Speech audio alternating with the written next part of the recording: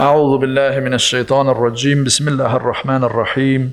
الحمد لله رب العالمين وبارئ الخلائق الأجمعين، والصلاة والسلام على سيدنا ونبينا حبيب إله العالمين وطبيب نفوسنا أبي القاسم محمد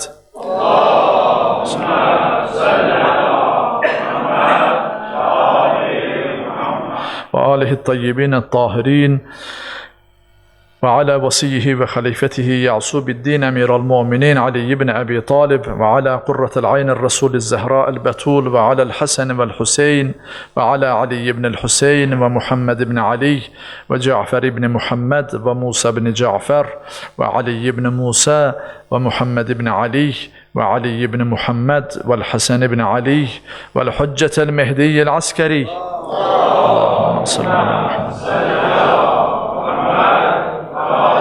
عجل الله تعالى فرجه الشريف أرواح العالمين لتراب مقدمه الفداء. اللهم افتح علينا أبواب رحمتك ويسر علينا خزائن فضلك وكرمك يا أكرم الأكرمين ويا أرحم الراحمين. رب اشرح لي صدري ويسر لي أمري واحلل عقدة من لساني يفقه قولي. صدق الله العلي العظيم. Eyyuhel mu'minun usikum ve nefsi bi tekvallah. Aziz müminler, sizi ve özümü ilahi tekvaya davet edirəm. Allah Teala bizləri təqva əhlindən qərar versin, müttəqilərdən eləsin. Çünki Allah yanında ən xeyirli azuqə, xeyruzzad, ət-təqva, təqvadır. Allah Teala bizi etdiyimiz əməlləri təqva ilə yerinə yetirməyi nəsib eləsin ki, biz əməllərimizin təqvasını apara biləcəyik. Əməlin özünü deyil, əməldən hasil olan təqvadır. Yəni, biz o əməli necə yerinə yetirmişik? Həqiqi sədaqətlə, ixlasla yerinə yetirmişik, Allahdan qorxaraq yerinə yetirmişik, yoxsa başqa nöqsanlar daxil olub, başqa məsələlər daxil olub o əmələ. Ona görə hər bir əməldə əsas məsələ təqvadır. Elə bayaqki söhbətimizin davamında ki, Həzrət Əmir Əl-Müminin əleyhissalam buyurdu ki, Susu imanəkum bis sadaqa, imanınızı sədaqə ilə möhkəmləndirin, qoruyun və hassinu əmvalekum biz zəkə, və mallarınızı zəkatla qoruyun və vədfəu əmvacəl bəla'i bid-dua, və bəla dalğalarını dua ilə dəf edin. Sədaqədən danışdıq, zəkatdan da, sədaqədə, zəkat da Allah Teala maldan verilən zəkatla malı, insanın malını, qazancını təmizləmək üçün zəkatı vacib buyurub. Zəkat insanın həm malını mənəvi cəhətdən təmizləyər, həm də zəkat insanın malını zəmanət altına almış olar, qoruma altına alar. Yəni, insanlar mal-mülk yığarlar, ticarətlə, müxtəlif zəhmətlə, müxtəlif yollarla insan mala, mülkə sahib olar. Amma o malı, mülkü qoruyub saxlamağın özü artıq ilahi bir inayətə ehtiyac var. Allah Teala'nın inayətinə, yəni köməyinə ehtiyac var ki, yığdığın mal daha gözəl yolda sərf olunsun, infaq olunsun. Allah Teala'nın sevdiyi yolda sərf olunsun. Allahın sevmədiyi yolda sərf olunmasın. Bunun üçün artıq devrəyə zəkat daxil olur. Zəkatı verilən mal qoruma altına daxil olar, girər, zəmanət altına girər. Ona görə də zəkat verməklə malda həm bərəkət artar, həm də insanın malının fəlakətlərdən və itkilərdən və digər nöqsanlı yerlərlə xərclənməkdən qoruyar. Zəkat sanki bir ağacın vaxtı yetişdikdə budanması ilə ağacın bəhrəsinin, meyvəsinin artması kimidir. Yəni, ağac vaxtında budanmasa, onun meyvəsi, səmərəsi azalar. Zəkat da bu şəkildədir. Zahirən insan elə hesab edir ki, onun malı azalır, əslində onun malının artmasına bir zəmin yaradır və o malın sağlam, doğru mal olması və yaxud sağlam bir mala çevrilməsi yolunda mühüm bir addımdır. Bu mənada zəkat da dinimizdə vacib buyurulmuş əmirlərdəndir. Allah Teala bizi necə deyirlər, istifadə elədiyimiz malın zəkatı verilmiş mal olmasını nəsib eləsin hər birimizə. Hətta halaldan qazanmış olsaq belə, o malın zəkatı və ya xumsu verilməsə, o mal çirkli mal sayılır. Yəni təmizlənmiş mal sayılmır. O mənada zəkat verilərsə, yəni qazancın zəkatı, əldə edilən malın zəkatı verilərsə, həm yediyimiz qida, istifadə elədiyimiz mal, mülk təmiz olar, həm də ki, ətrafda ehtiyaclı olanlar artıq ehtiyacdan xali olarlar. Yəni, zəkat cəmiyyətdə bir bərabərlik, cəmiyyətdə qardaşlıq ruhunu möhkəmləndirən amildir. İnsanlar biri-birinə yardım eləyəndə, öz malından zəkatını başqasına verəndə təbii ki, qardaşlıq ruhu burada möhkəmlənər. Üçüncü, Həzrət Əmir Əl-Möminin əleyhissalamın buyurduğu ki, imanınızı qoruyun ki, bayaq söhbətimizin əvvəlində dedik ki, müasir dövrdə imanı qorumaq, mənəviyyəti qorumağa çox ehtiyac var. Bunlardan bu üç amili zikr elədik Həzrət Əmir Əl-Mömin əleyhissalamın sözünü. Birinci sədəqə ilə, zəkatla, sonra zəkatla, üçüncü isə gələn bəla dalğalarını dualarınızla dəf edin. Dualarınızla bəlaları dəf edin. Çünki həyat müəyyən çətinlik və bəlalardan sığortalanmayıb heç kəsin həyatı və bəlkə də gün ərzində minlərlə, milyonlarla biz bəlanın içərisindəyik, o burulğanın içərisindəyik. Onlardan hansının bizə isabət etdiyinin və hansının dəf olunmasından xəbərsizik. O qədər bəlalar bizdən dəf olunur, biz onu görmürük. Biz onu hiss edə bilmirik. Amma Allah Teala nəyinsə səbəbindən o bəlaları bizdən dəf edər. Ona görə o bəla dalğaları elə bilməyin ki, biz elə sağ-salamat durub gedəcəyik, sağ-salamatla qaydacağıq. Hər an ətrafımızda ola bilər. Buyurulur ki, dualarınızla bəlaları dəf edin. Allahı yad eləməklə bəlaları da dəf edin. Dua etməyin də dua haqqında geniş məlumatınız yəqin ki var. Amma yenə də təzəkkürdə fayda var. Yəni yada salmada, xatırladmada fayda var. Allah-u Teala buyurur ki, məni yad edəndə vazkur rabbaka fi nefsika tadarruan və xufya və dunəl cəhri minəl qavli bil-xuduv vəl-asal və la təkun minəl gafilin. Buyurur ki, səhərlər və axşamlar öz qəlbində, gizlində yalvarıb, yaxararaq, qorxu içərisində, tadarruan və xufya, qorxu içərisində, yəni belə rahatlıqla deyil, çünki sən Rəbbinlə danışırsan, bu bəlaları dəf edən Rəbbindir, fövqəl güc, qüdrət sahibi olan odur. Onunla qorxu ilə və səsini ucaltmadan Rəbbini yada sal və qəflətdən ayıl, qəflətdən olma. Yəni, insan gəlir Rəbbindən qəflətdə olmaya. O insan ki, Rəbbini yada salmır, dua eləmir, Allah Teala'ya dua etməyi özünə artıq bilir. Yəni, ehtiyac bilmir. O qafil insandır. O cahildir. Yəni, nə o Allah'tan xəbəri var, nə özündən xəbəri var. Ona qafil insan deyərlər, xəbərsiz insan. O kəs ki, Allah'ı yaddan çıxardar, Əl-ləzinə yansunallah, o kəslər ki, Allah'ı yaddan çıxardarlar, Allah Teala buyurur ki, mən onların özlərinə unutduraram. O insanların özlərini unutar. Ona görə Allah'ı yad eləməyənlər nəinki Allah'tan qafildilər, özündən də qafildir. O insan övladı özündən də xəbərsizdir. Ona görə Allah-u Teala biz bəndələrə ən gözəl bəndəçilik yolunu Rəbbini xatırlamaqla buyurur. Buyurur ki, Rəbbini səhər və axşam yad elə, qəlbində yad elə və qorxu içərisində, xuzu və xuşu içərisində Rəbbini yad elə və ona yalvar, sakit səslə yalvar. Yəni, heç kəs də eşitməsin.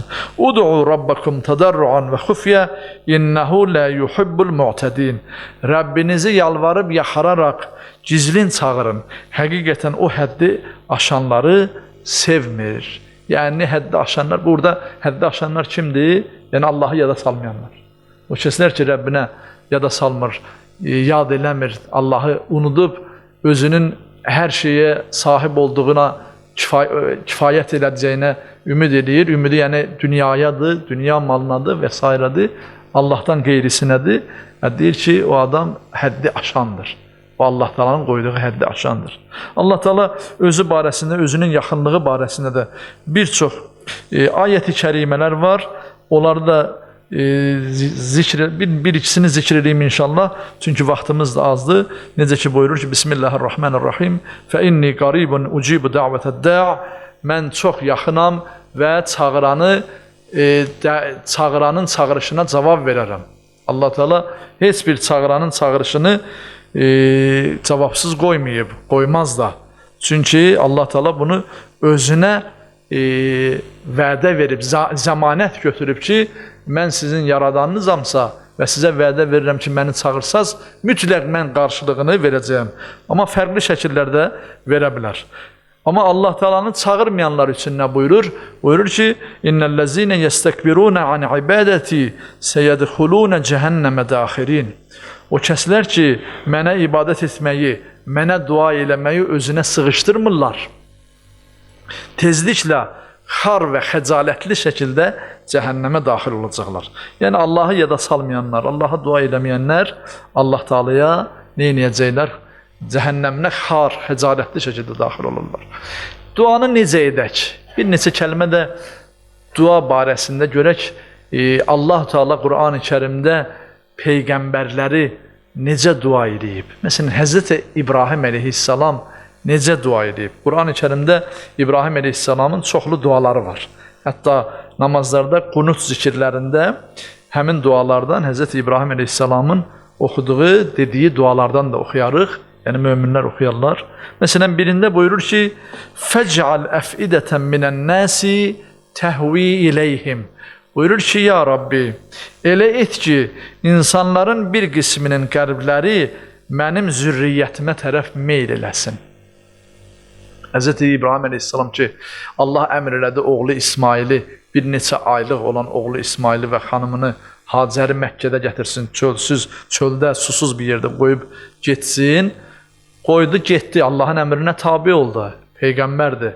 Amma dedi ki, ya Rabbi, elə ki, bunlar burada tək qalmasın, onları vəhşi qurtlar, nə bilim, quşlar yeməsinlər, heyvanlar yeməsinlər, onların ətrafına insanlar yığışsınlar və onlara insanların qəlbləri meyl eləsin. İnsanların məhəbbəti onlara tərəf meyl eləsin. Və yaxud Qur'an-ı Kərimin digər bir ayət-i kəriməsində buyurur ki, İnnellezine amenu və amilussalihat seyec'alu lahumurrahmanu vudda. Buyurur ki, Rəhman olan Allah iman gətirib yaxşı işlər görən kəslər üçün tezliklə dostluq və məhəbbət yaradacaqdır. Yəni iman edib yaxşı işlər görənlərə Allah Teala insanların qəlblərini meyləndirəcək.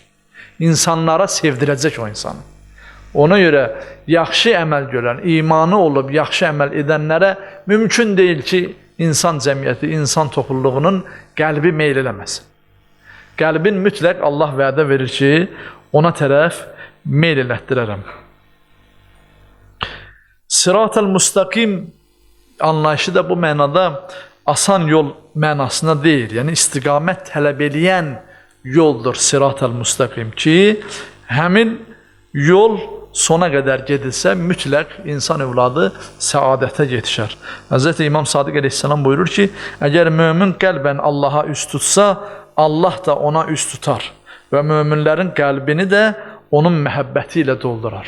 Yəni bir insan övladı Allaha tərəf qəlbən doğrultsa, duasını səmimi şəkildə Allaha tərəf edəsə və Allah Teala da möminlərin qəlbini ona tərəf yönəldər. Artıq onun özündən asılı olmaz. Allah yönəldəcək möminlərin qəlbini ona tərəf. Dua eləməkdə geniş rəhmət, genişlik istəmək lazımdır. Yəni kiçik şeylərlə, kiçik, necə deyirlər, dualarla, istəklərlə məhdudlaşdırmaq lazımdır.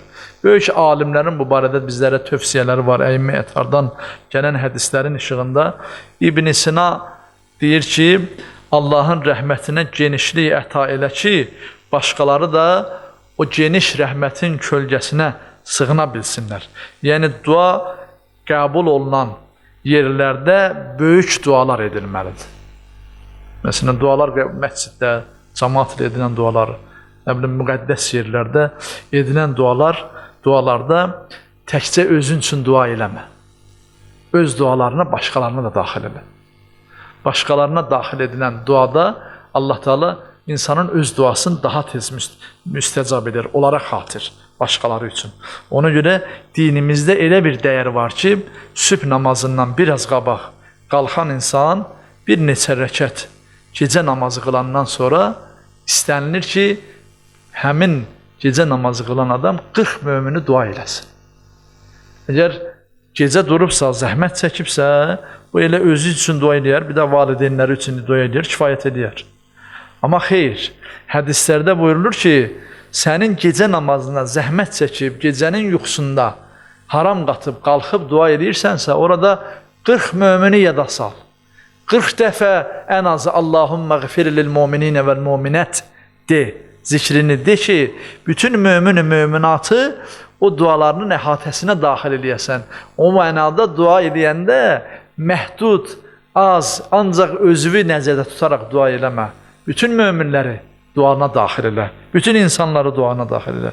Bir kişi, bədəvi bir ərəblərdən biri Həzrət Peyğəmbərimizin yanında dua eləyərkən belə dedi. Dedi, ya Rabbi, məni və Həzrət Rəsulullahı bağışla. Həzrət Rəsulullah da bunu eşidəndə dedi, niyə Allahın rəhmətini ətrafına hasar çəkirsən? Niyə ikimizi təkcə dua edirsən? Bütün möminləri dua elə. Dua eləyərkən hamını dua edin ki, duanız mütləq şəkildə qəbul olunsun. Həzrət Rəsulullah deməli duanın mütləq qəbul olunmasının şərti kimi hamıya edilən duanı şərt buyurur. Hamıyla, cəmaatı da duana daxil etməklə edilən duaya Allahın Rəsulü qəbulluq şərti buyurur. İnşallah Allah Teala ona görə bu cümə namazları, cəmaat namazlarında bir-birimizə dua eləməyi tövsiyə olunar. Çünki bir mömin başqası üçün təmənnasız dua eləyəndə Allah təmənnasız duanı qəbul edir. İnşallah. İkinci, insan nə qədər təkcə Allaha bağlıdırsa, bir o qədər də duası qəbul olar. İnsanın duasının qəbulluq şərtinin ikinci amili budur ki, Allahda təkcə Allaha nə qədər bağlıdır.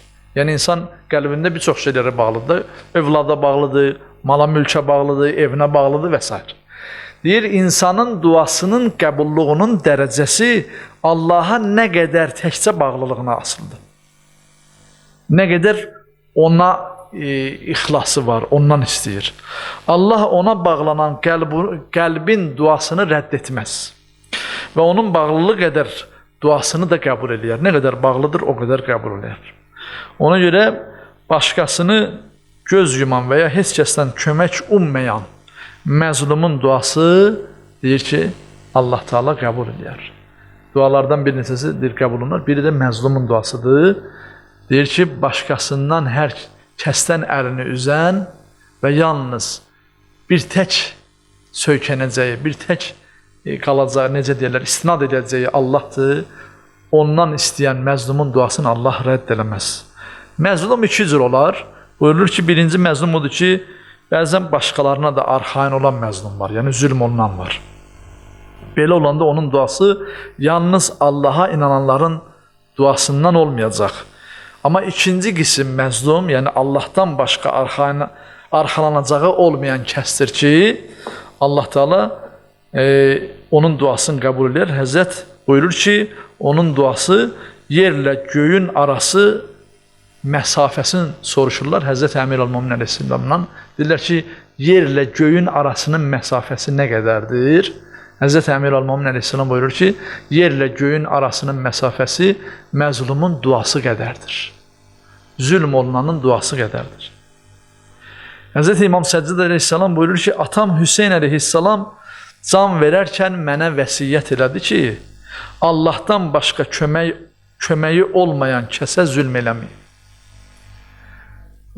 Yəni bir kəsin ki, heç nəyi yoxdur, heç kəsi yoxdur, bir arxalanacağı Allah'ta ona zülm eləməyin. Deyir, İmam buyurur ki, İmam Səccad da öz oğlu İmam Baqir Əleyhisselama bu tövsiyəni, bu vəsiyyəti edir. Əslində zülmün bütün növləri pisdir. Ancaq Allah'tan başqa heç bir dayağı və arxası olmayan kəsə zülm olunarsa, onun duasının qəbul olunmasında şübhə olmaz. Şübhə yoxdur. Ona görə Əslində qəbul olunan dua elə bir məqama çatmalıdır ki, dua əgər qəbul olunursa, dua müəyyən bir məqama çatmalıdır. Qəbul olunan dua elə bir məqama çatmalıdır ki, o məqamda Allah əmr verir. O məqam Allah Taala'nın əmrinin icra olunan məqamıdır. O yer Allahın əmr yeridir. O yer hansı yerdir? Allahın ərşidir.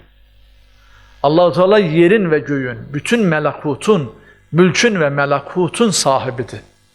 Və bütün yaradılmışların, mülk və mələkutun idarəçiliyi də ərşdədir. Qəbul olunan dua da ərşə çatdıqda qəbul olunar. Ona görə Həzrəti Peyğəmbərimiz buyurur ki, bir yetim ağlayanda, yetim uşaq ağlayanda ərşin sütunları titriyər.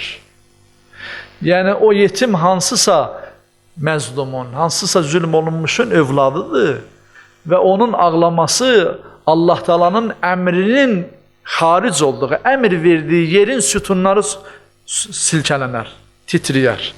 Və bu o deməkdir ki, əmr məqamı olan ərş yetimə olunan zülmə qarşı qərar verir. Yəni yetimin duasının qəbul olunması məqamıdır. Həmin sütunları titrəyən ərş onun duasına icabət edir, qərar verir. Allah bizi yetimə zülm edənlərdən eləməsin. Allah Teala Allahdan başqası, arxası dayağı olmayanlara zülm edənlərdən eləməsin. Ona görə Allah dualarımızı inşallah qəbul edənlərdən eləsin və inşallah bizi Peyğəmbər və Ali Peyğəmbərdən ayrı salmasın. Allah Teala Peyğəmbər və Ali Peyğəmbərə də zülm edənlərə də lənət eləsin. Hansı ki, onların zülmü ərşin sütunlarını titrədib, Allah Teala bizləri onlardan uzaq eləsin, bəri eləsin. Bizi Peyğəmbər və Ali Peyğəmbərlə bərabər eləsin. O niyyətə salavat zikr edək. Allahümmə salli alə Muhammed və Ali Muhammed. أعوذ بالله من الشيطان الرجيم بسم الله الرحمن الرحيم إنا أعطيناك الكوثر فصل لربك وانحر إن شانئك هو الأبتر صدق الله العلي العظيم